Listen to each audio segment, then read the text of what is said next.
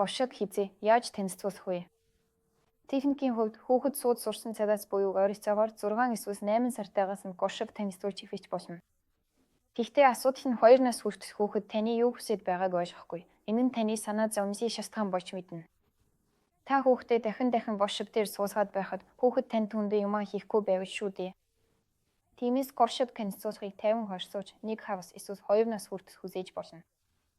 Эхний үед бид хүүхдийг гошог дээр суусгахдаа зөвхөн дад эцүүшээс үсгэх зорилготой байдаг.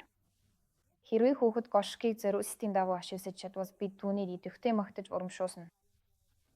Ингэснээр ойролцоогоор 3 нас хүртэл хүүхэд 2 шалтгаанаар гошог дээр суудаг байх болно. Нэгдүгээрт хүүхдээ хурдан тайжихад амархан нэвтэйхэн хувцас өмсгөөсээрэй.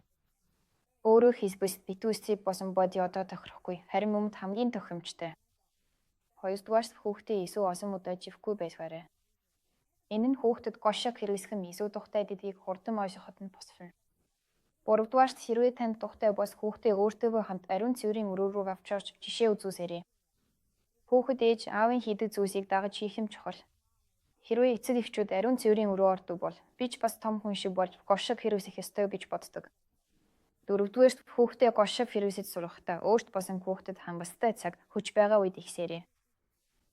Хүүхдийн амьдралд нүүд суух дүү эсвэл ах эгч төрөх зэрэг томоохон өөрчлөлт стрессийн үед энэ үе явцыг ихээс зайлсхийх хэрэгтэй. 5-дугаарт хүүхдэд тохирсон 5 тухтай аюулгүй гошог зомборой. Өндөр түвшинтэй, тогтвортой суурьтай гошог эсвэл тохиромжтой байдаг. 6-дугаарт гошог хэрэглэх тогтмол цагийн хуваар гаргахыг хичээгээрэй.